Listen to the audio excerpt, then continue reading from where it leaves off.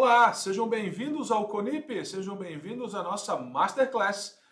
E nós vamos conversar, vamos bater um papo sobre um tema que está muito em evidência, tanto no setor corporativo privado quanto no setor público. E eu estou falando de ESG, Environment, Social and Governance. São práticas dentro de um sistema que está cada vez mais avançando nos setores público e privado.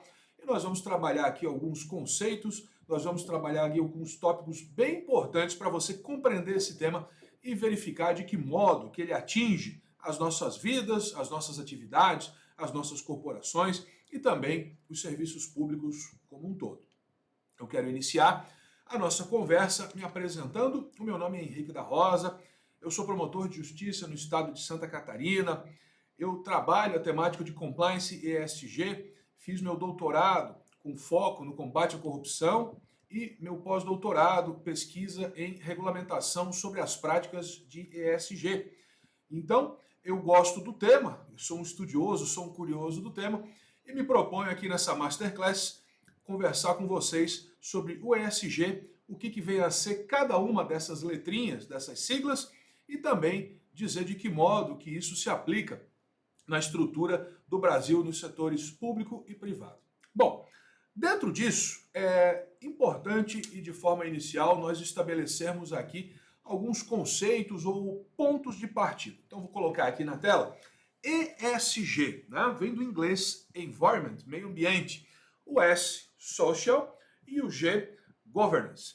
O ESG ele pode ser concebido como um sistema de práticas de conformidade que objetivam você estabelecer a uma empresa ou ao setor público padrões de conformidade dentro dessas três temáticas mencionadas, dentro da pauta ambiental, dentro da pauta social e dentro da pauta da boa governança. Bom, o environment, então, ele diz respeito a questões ambientais. Como que eu posso cumprir os objetivos de preservação do meio ambiente? Princípios ambientais, convenções internacionais, agenda global. É importante nós mencionarmos também que o Brasil não é uma ilha isolada do resto do mundo e que várias empresas brasileiras, inclusive o poder público brasileiro, faz acordos, faz parcerias com organismos internacionais, também de natureza pública e privada. Esses acordos, essas parcerias, essas transações, esses contratos são permeados por valores prévios, valores de atuação, valores de como você vai encarar determinadas atuações, por visões de mundo que em boa parte devem ser comuns para fins da boa e saudável parceria.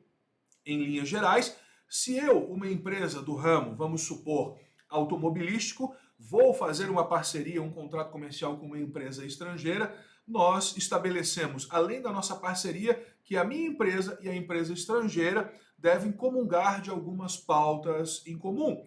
E essas pautas se dão dentro da temática do ESG.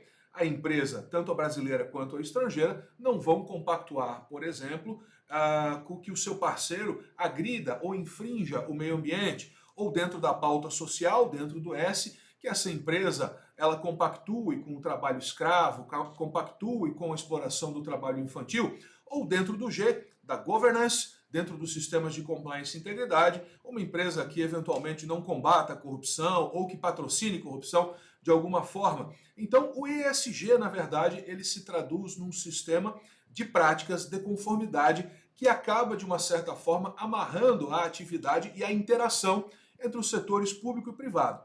Isso é cada vez mais crescente, não apenas no Estado brasileiro, mas também em organismos internacionais, sobretudo por conta das ODS, das 17 ODS da ONU, da Organização das Nações Unidas, que eu vou trazer para vocês daqui a pouco. Então, dentro do environment, do meio ambiente, nós temos ali algumas premissas.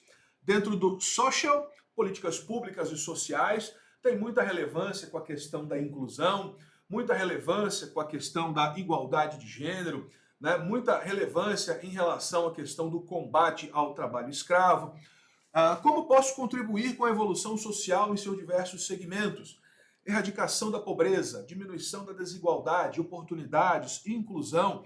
E o Brasil é repleto de leis nesse sentido, leis muito bonitas, leis muito bem feitas, como, por exemplo, o Estatuto da Pessoa com Deficiência, o Estatuto da Pessoa Idosa, que promovem a igualdade e a inclusão, não apenas nos ambientes sociais, mas também nos ambientes de trabalho, né? Relacionamentos com públicos diversos, tolerância, diversidade, né? A tolerância, que deve ser tão exercitada no contexto brasileiro, também entra aqui dentro do S, né? Do social. E no G nós temos ali a governança, gestão, compliance e accountability. Como posso melhorar e aprimorar minha atividade? Transparência, eficiência e retidão. Não basta eu adotar práticas em prol do meio ambiente, não basta eu ser uma empresa inclusiva, mas eu tenho também que ter uma governança de acordo com aquilo que se espera, né, de um mercado transparente, de um mercado justo, de um mercado correto, de um mercado que propicie, né, propicie igualdade de condições na competição, né, e na mesma forma, no mesmo sentido, o setor público. Então, a governança ela tem relação com a boa gestão, com a retidão, combate à corrupção, combate à improbidade administrativa e também com as práticas e sistemas de compliance e integridade.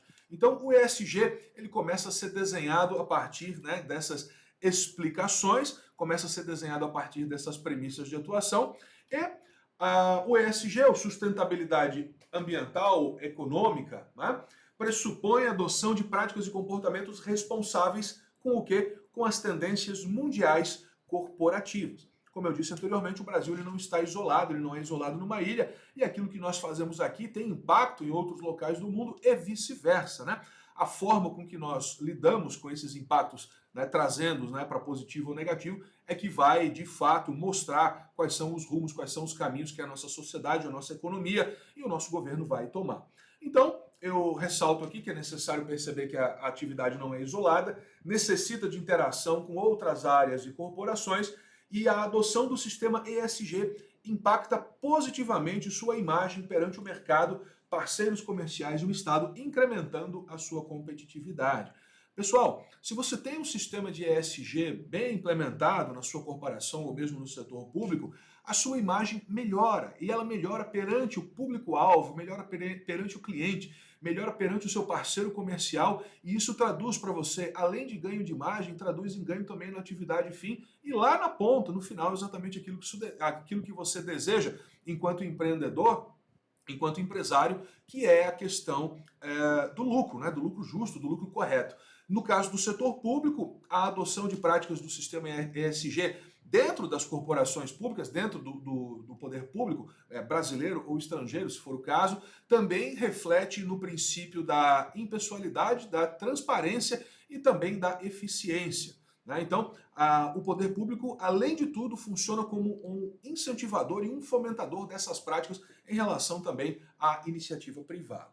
Bom, dentro dessas explicações iniciais, é necessário dizer o seguinte: no Brasil, nós ainda não temos uma regulamentação para o sistema ESG.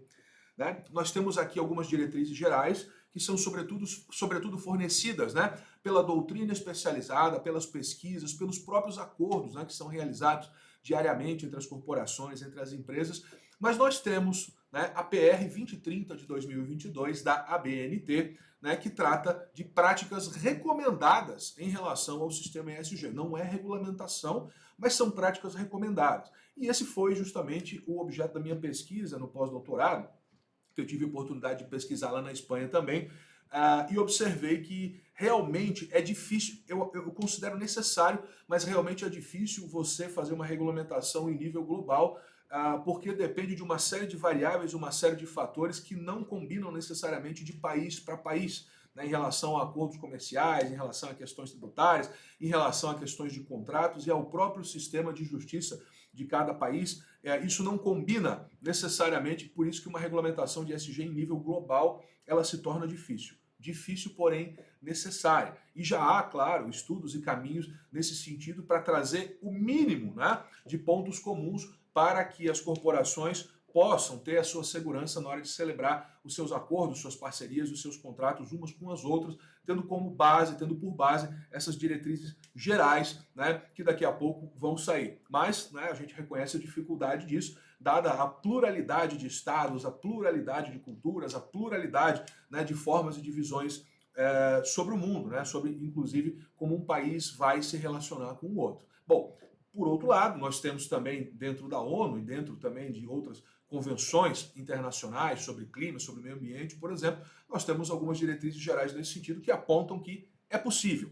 De qualquer forma, no Brasil nós não temos regulamentação, nós temos a PR, Prática Recomendada 2030 de 2022, da ABNT, e esse material aqui citado, né, entre aspas, retirado do texto da PR, material de orientação sobre o tema ESG. O que a ABNT nos diz? Que o modelo proposto permite que organizações, independentemente de porte, setor ou constituição, identifiquem o seu estágio de evolução em relação a critérios ESG, propostos e considerados relevantes para a organização e que tracem estratégias para avançar nessa jornada, de forma a contribuir com o desenvolvimento sustentável nos níveis locais, regionais e globais. É interessante a gente mencionar também que quando se fala em ESG, principalmente no E, a questão do meio ambiente, do environment, a pauta do desenvolvimento sustentável, que é aquela que alinha, né, o crescimento econômico com a proteção ao meio ambiente, a preservação, necessária preservação ao meio ambiente, ela está sempre em destaque. Então, a sustentabilidade ela faz parte, né,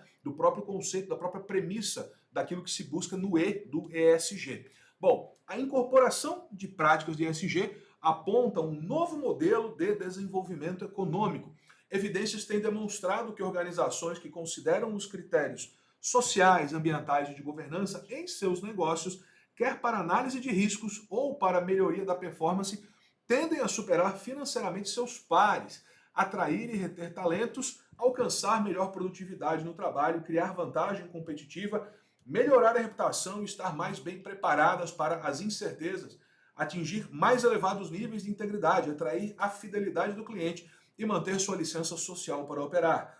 Estas organizações que tendem a mudar o foco de maximização do valor para o acionista para a criação do valor de todas as partes interessadas serão capazes de alcançar a sustentabilidade a longo prazo.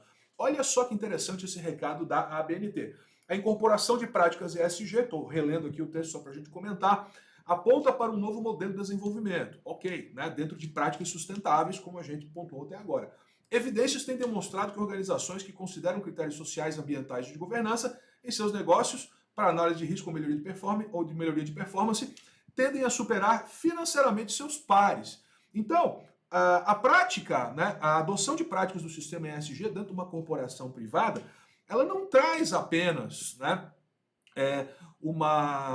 um selo de politicamente correto ou um selo de que eu estou atuando de acordo com as pautas sociais, a pauta ambiental e tal, mas ela se traduz, sim, em um ganho de qualidade, né, na prestação do serviço ou na própria produção, né, do produto, ou na própria indústria, se for o caso, e esse ganho de qualidade na atuação como um todo da corporação, ela vai se traduzir lá no final, na ponta, em ganho financeiro. Né? Por quê? Porque isso chama a atenção para outros setores da empresa, como a marca, o nome, a confiabilidade, atraindo benesses e atraindo ganhos. Pessoal, uma empresa que tem uma imagem, né, positiva no mercado há 10 anos, 20 anos, 30 anos, 50 anos, é uma empresa que atrai clientes, é uma empresa que você sabe que você pode confiar. E aqui eu não vou fazer jabá de nenhuma empresa, eu não vou fazer propaganda de nenhuma empresa, mas eu tenho certeza que, assim como eu, você também conhece um logo, uma marca, que talvez você não tenha nenhum produto, não tem nenhum produto dessa empresa. Mas quando você bate o olho naquela marca, quando você bate o olho naquele logo, você vê, esse produto é bom, essa empresa está no mercado há 100 anos. Né? Então, a adoção das práticas de ESG nos campos ambientais, social e da governança trazem, de fato, né, essa melhoria no contexto geral, que se traduz, né, em ganho financeiro, atrai talentos, alcança melhor produtividade no trabalho, cria vantagem competitiva sobre quem não trabalha essas práticas do sistema ESG ou quem trabalha, né, de forma não a contento. Então, nessa ideia, a prática, né, recomendada 2030 de 2022 da ABNT já começa trazendo para o leitor a ideia do quão, né, saudável isso é para a sua corporação. No setor público também. Só que a diferença do setor público para o setor privado, claro, né, o setor público fomenta políticas públicas, né, o setor público não objetiva o lucro tal qual o setor privado persegue. Porém, o setor público ele está, né, supervisionado pela Constituição, na verdade guiado pela Constituição Federal, e dentro daqueles princípios do artigo 37 que você conhece, legalidade, impessoalidade, moralidade, publicidade e eficiência, tá? A incrementação daqueles princípios eleva a administração pública a um novo patamar, traduzindo, né, em satisfação para o cidadão, traduzindo em eficiência, traduzindo em transparência, de modo que o cidadão ele passa a saber exatamente, ou passa a ter uma maior noção da atuação do poder público em seu benefício. Bom, esse tema ESG, né, ele está relacionado aos Objetivos de Desenvolvimento Sustentável, termo criado no seio da ONU, referindo-se aos desafios e vulnerabilidades que precisam ser enfrentados.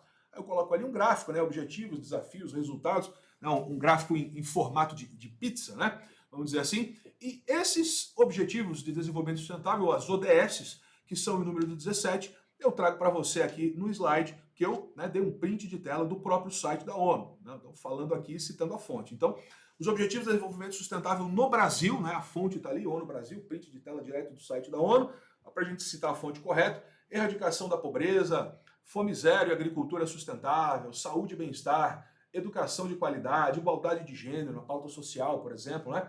Água potável e saneamento, energia limpa e acessível, trabalho decente e crescimento econômico, indústria, inovação, infraestrutura, redução das desigualdades, cidades e comunidades sustentáveis, consumo e produções responsáveis, ação contra a mudança global do clima, vida na água, vida terrestre, paz, justiça, instituições eficazes, parcerias de implementação. Então, esses Objetivos de Desenvolvimento Sustentável, o Brasil assume essa obrigação no plano internacional e, ao fazer isso, claro, ele traz, né, internaliza essa ideia, né, para todo mundo que está aqui no nosso território, que desenvolve as suas atividades, de maneira a seguir, né, a objetivar, né, perseguir o cumprimento desses objetivos. É claro que, né, dentre as diversas atividades desenvolvidas nos setores públicos e privados, nem todos têm que, né, buscar exatamente os mesmos objetivos, porque, vamos supor, a minha atuação ela tem muito pouco ou não tem, né, nenhuma relação com a emissão de carbono, né? Outras atividades, por exemplo, industrial, tem. Então é claro que essa segunda situação, né, tem que ficar mais atento a isso, né, tem que investir mais nesse ponto, tem que observar as normativas específicas. Ainda que eu não tenha relação com esse ponto, né, eu posso ser simpático à causa, eu posso fomentar uma política pública, eu posso desenvolver esse tema numa escola. Então a preocupação, ainda que eu não desenvolva diretamente, né, uma atuação nesse sentido, porque não diz respeito à minha atividade, né, especificamente falando, né, a minha atuação indireta ela também é bastante válida para a contribuição do cumprimento, né, do alcance desses objetivos e também para adequar a sua atividade à pauta ESG. E aí que vem justamente o X da questão. Quando você está lá na sua atividade e você coloca e comprova, na verdade, que a sua empresa, que a sua corporação, no setor corporativo privado, sobretudo, adota ou caminha dentro da pauta ESG, isso chama a atenção, né, da sua palestra, chama a atenção do seu parceiro, chama a atenção, inclusive, no contrato que você vai celebrar, no contrato que você vai colocar, que tanto você quanto a outra parte, né, assumem as obrigações decorrentes da pauta ESG e por aí vai. Então, isso traz um selo de qualidade, um selo de qualidade no contexto geral, e esse selo de qualidade vai traduzir, como a própria ABNT já deu a entender, vai traduzir em ganho financeiro, talento. Você vai sair na frente, na verdade, em relação a isso. Então, quais os benefícios da implantação do ESG? Ele torna sua marca mais forte e atrativa perante o mercado, em razão de demonstrar que sua atividade cumpre uma agenda positiva dentro dos 3 eixos apresentados. Fortalece parcerias com corporações que atuam da mesma forma, promove visibilidade de sua marca ou atividade no mercado competitivo e atua em benefício de causas politicamente aceitas e incentivadas. E além disso, né, pessoal, além disso tudo, né, você ostentar, né, de forma legítima que está de acordo, está dentro, na verdade, da temática do ESG, te credencia uma série de outras situações. Você pode ampliar mais facilmente o teu ramo de atividade, uma vez que a tua empresa, a tua corporação está dentro da temática ESG. Bom, para a gente ter uma noção um pouquinho mais exata, e esse nosso bate-papo aqui nessa Masterclass, aqui no CONIP, é interessante, né, para introduzir esse tema e chamar a atenção de você para essa temática do ESG. Na pauta ambiental, por exemplo, que é o E, né, que é a primeira letrinha, né, o environment, nós temos aqui no Brasil, por exemplo, né, dentro do direito ambiental brasileiro, eu, formado em direito que sou, os princípios ambientais da precaução, da prevenção, da responsabilidade, do poluidor pagador, do usuário pagador, do desenvolvimento sustentável, que são, por exemplo, indicativos de como é que você vai fazer para iniciar a adoção dessas práticas na tua corporação. Né? O princípio da responsabilidade ambiental, por exemplo, o princípio da precaução, que é muito, muito importante. Em linhas gerais, aqui ó, vou ficar aqui embaixo, em linhas gerais pode-se afirmar que o princípio da precaução deve ser lido como indúbio pro natura, né, ou indúbio pro meio ambiente, está ali o autor da ideia, né, Luiz Cláudio Martins de Araújo, deve-se resguardar o meio ambiente, não se permitindo determinadas atividades até que se saibam os seus impactos. A atuação de uma empresa, de uma corporação e também do setor público em relação ao meio ambiente, ela deve ser muito precavida no sentido de que às vezes o que você faz não consegue voltar atrás. Resta o quê? Resta a compensação. E é isso que a gente não quer. A gente quer o desenvolvimento com a devida proteção e o resguardo ambiental. Então, toda atividade ambiental dentro da pauta do ESG, você deve se assegurar que você não vai, né, atuar de determinada forma ou não vai realizar determinada atividade até que se saiba exatamente quais são os seus impactos, né, no meio ambiente. Eu costumo alinhar esse princípio da precaução na pauta ESG, eu sempre costumo de fazer uma alusão à indústria farmacêutica, né? Quando você ouve falar, por exemplo, determinada droga saiu no mercado para combater determinada doença, né? Aquela droga não é nova, ela já existe lá há 20 anos, está sendo testada há 17 anos, e só agora, quando já se sabe que ela é segura para padrões de consumo humano e que ela tem eficácia, você vai liberar no mercado para vender. Então, isso é precaução. Só vou lançar, né, aquela droga para combater determinada doença depois que eu sei que ela é segura, os efeitos colaterais. E ainda assim, pessoal, ainda assim, não são raros os casos de, né, retirar um ou outro medicamento aí das prateleiras, né, porque o tempo aí comprovou que não era bem assim, que precisava de mais estudos, né, ou que trouxe ali alguns efeitos indesejados. Então, a precaução é um bom começo, um bom ponto de partida da temática do E dentro da pauta ESG, né? E aí isso vai alinhar, claro, a sustentabilidade, o que vai, por exemplo, dentro de pautas ambientais internacionais, eu vou citar uma delas apenas aqui, só para a gente ilustrar, que é, por exemplo, a Declaração do Rio sobre o Meio Ambiente e Desenvolvimento, né? Rio de Janeiro, de 3 a 14 de junho de 1992, né? Que é a Rio 92, eu me lembro, eu era adolescente quando isso aconteceu, e foi um grande acontecimento aqui no Brasil, veio gente do mundo inteiro para discutir e tal, e nós tivemos outras conferências, né? Nós tivemos Joanesburgo, nós tivemos outras conferências, então, em relação à questão climática, tivemos Estocolmo também, que é um bom ponto de partida para você observar dentro da tua atividade para o início da pauta E, né, dentro do ESG. A par disso, né, a par de questões ambientais, não podemos esquecer do meio ambiente artificial, que é o meio ambiente urbano, e que nós temos, né, a política de desenvolvimento urbano, que não é dissociada do meio ambiente natural. Afinal de contas, né, para transformar o meio ambiente natural em meio ambiente urbano, a gente precisa agir. E nós temos, por exemplo, diretrizes de lei, como o Estatuto das Cidades, né, que diz aqui o artigo 2º, por exemplo, da Lei 10.257, de 2001, que a política urbana tem por objetivo ordenar o pleno desenvolvimento das funções sociais da cidade, de propriedade urbana, mediante algumas diretrizes gerais, né? Garantia do direito a cidades sustentáveis, né? Então, gestão democrática por meio de participação da população, associações. Então, quando se fala na pauta E do meio ambiente, nós também temos, né, a questão do meio ambiente artificial, que é o meio ambiente alterado, né, que é dentro da lei, dentro da regra, claro, né, relacionado a questões urbanísticas. O social, né, para você iniciar a pauta do S, né, na sua corporação, ou mesmo no setor público, o social, relacionamento ou interação corporativa com os diversos públicos existentes, objetivando a adoção de pautas inclusivas e proativas, como acessibilidade, defesa do consumidor, tolerância social, aceitação da diversidade. O mundo caminha para isso, né? A gente caminha para um mundo mais igual, em que pese tenhamos muitas manifestações de intolerância ainda extremas, vamos dizer assim, a gente está avançando. Eu entendo que nós estamos avançando. E o Brasil, sobretudo, possui leis, né? Muitas leis importantes que a gente tenta fazer cumprir, como o Estatuto da Pessoa com Deficiência, o Estatuto da Pessoa Idosa, o Código de Defesa do Consumidor, né? Dentre outras leis da mesma temática que trazem ali a questão da inclusão, da acessibilidade, tanto nos ambientes sociais quanto nos ambientes de trabalho. Né? Então, a pauta do S no ESG ela pode ser observada no ambiente de trabalho, no ambiente negocial, posturas empresariais de modo a aderir e agir para a consecução dos objetivos constitucionais e legais. E por fim, né, como aqui na nossa Masterclass, a questão do G, da governança. Né? O que é a questão da governança do G?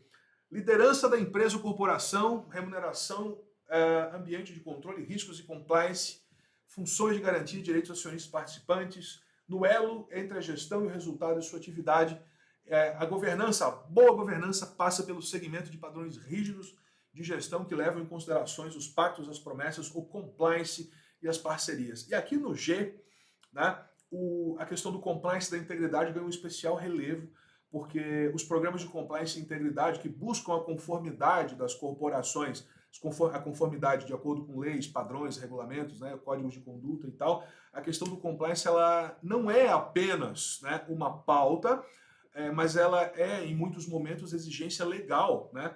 A lei de licitações, por exemplo, a lei nova de licitações, o estatuto da empresa pública, leis estaduais, leis municipais, tratam da adoção de programas de integridade já dentro do setor público e no mercado, né, corporativo privado, os programas de compliance eles são praticamente obrigatórios nas transações de níveis médios para avançados, vamos dizer assim, naquilo que a gente chama de compliance web. Se você não tem um programa de integridade dentro da sua empresa que seja capaz de dar as respostas, né, de manter a sua empresa em conformidade, o combate à corrupção, o combate à propina, um canal de denúncias de irregularidades, por exemplo, um comprometimento da alta cúpula da administração, tone from the top, se você não tiver esse programa instalado na sua empresa funcionando a contento, você tende a ficar de fora desse mercado e, claro, trazer um prejuízo enorme à sua imagem e, por consequência, também um prejuízo financeiro.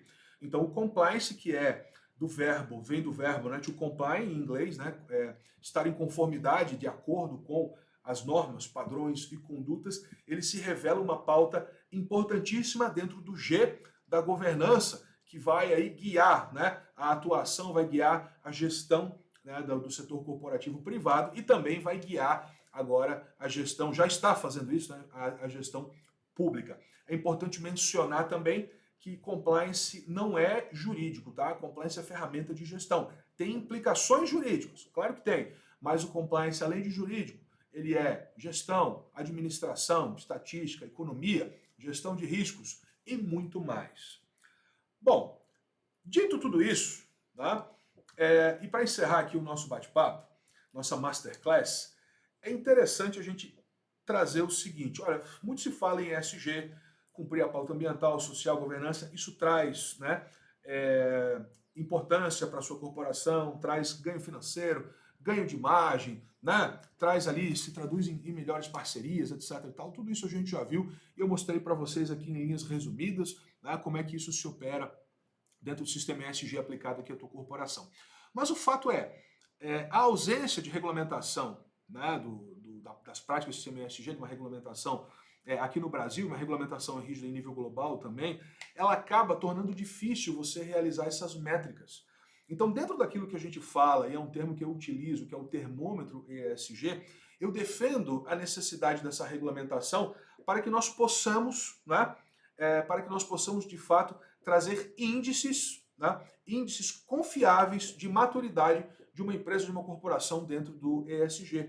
Então, dentro disso, dentro do E, dentro do S e dentro do G, é absolutamente necessário que nós peguemos as pautas, né, comuns, as pautas mais em evidência, né, e traduzíssemos isso em números, em índices, né, e dentro de uma fórmula atuar da seguinte maneira, olha, aquela empresa tem a nota, vamos supor, 9, 9,2, 9,3, e aí depois, né, se estabelece lá aqueles critérios, ganha o selo prata, o selo ouro, o selo diamante, enfim, isso é outro ponto. Mas o recado aqui, no final do nosso bate-papo, da nossa Masterclass, justamente é a necessidade de você estabelecer esse termômetro ESG para fins de saber, de ter um parâmetro, né, de como a sua corporação está dentro dessa pauta, dentro dessa temática.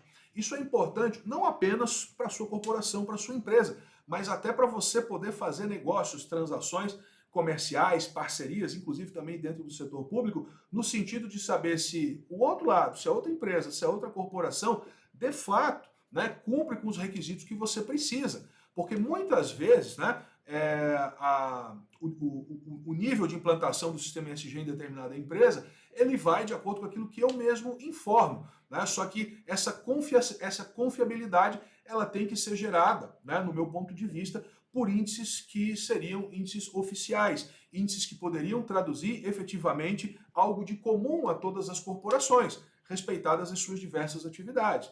Então eu tenho atividade A, B e C, você tem atividade D, E e F, mas nós dois cumprimos aqui a pauta ESG. Eu tenho nota 9, eu tenho nota 9, eu tenho selo ouro, você tem selo ouro também. Então, o termômetro ESG, que é um ponto aqui que eu defendo, ele prescinde de uma regulamentação a qual nós devemos adotar, e a prática recomendada da BNT é um bom começo, tá? Mas não exaure o tema, vamos por assim dizer, né? Mas o termômetro ESG ele é fundamental até para que nós possamos otimizar outros pontos do setor público, por exemplo. Você pode utilizar o termômetro ESG, pode utilizar os índices de maturidade do ESG para uma licitação, para você selecionar empresas que vão participar de licitação ou para excluí-las de repente, né? E, portanto, essa regulamentação ela é absolutamente necessária.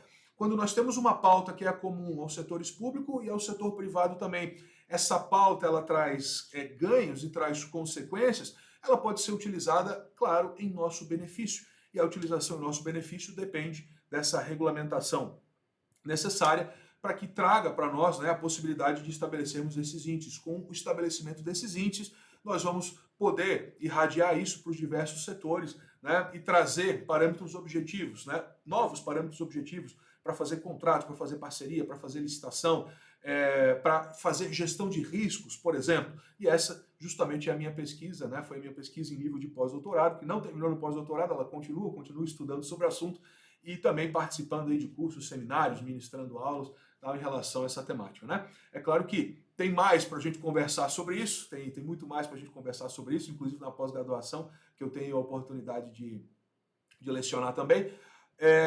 Mas, em linhas gerais, né, era isso que eu queria conversar com vocês aqui nessa nossa Masterclass, né, deixando aí o recado de que o tema ESG ele tem que avançar para além daquilo que nós já temos na necessidade regulamentatória e na necessidade do estabelecimento de índices de maturidade ou, como eu gosto de chamar, o termômetro ESG. Eu vou medir o ESG na tua empresa. A tua empresa ela vai abrir as portas, né, para novas atividades, novas parcerias, novos contratos, ou, eventualmente, pode fechar. E se fechar, né, aí você vai melhorar para que essas portas sejam reabertas. Tá certo? Quero agradecer aqui imensamente a oportunidade de conversar com vocês sobre esse tema aqui no CONIP, nessa nossa Masterclass. Eu fico por aqui, me despeço, aquele abraço e fiquem com Deus.